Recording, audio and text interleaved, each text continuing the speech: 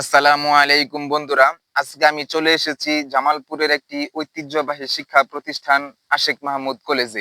যারা জামালপুরের ছাত্র জীবন নিয়ে আগ্রহী, এই কলেজের নাম তারা একবার হলেও শুনেছেন। আজকে ঘুরে দেখব এই কলেজের প্রতিটি কোণা, জানবো ইতিহাস, পরিবেশ আর বর্তমান অবস্থা। আশেক মাহমুদ কলেজ প্রতিষ্ঠিত হয়েছে 1947 সালে। জামালপুর জেলার অন্যতম প্রাচীন কলেজ এটি। নামকরণ করা হয়েছে বরেণ্য ব্যক্তিত্ব আশেক মাহমুদের নাম অনুসারে, যিনি ছিলেন একজন প্রভাবশালী ব্যক্তি এবং শিক্ষানুরাগী। এখানে রয়েছে উচ্চ মাধ্যমিক, স্নাতক শিক্ষা ব্যবস্থা। এই কলেজের ক্যাম্পাসটা বেশ খোলামেলা, সবুজ গাছপালা এবং রয়েছে বিশাল পুকুর।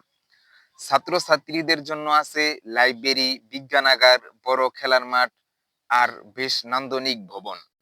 এই কলেজে প্রতিদিন বিকেল হলে অনেক মানুষের সমাগম ঘটে।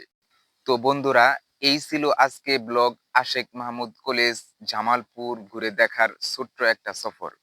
যারা এখানে পড়াশোনা করেছেন বা এখনো করেন, তাদের জন্য নিশ্চয়ই এটা স্মৃতির পাতা ছুঁয়ে যাবে।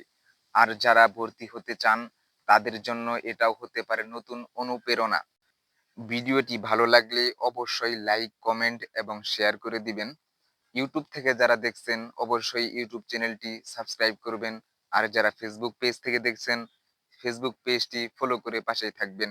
ধন্যবাদ।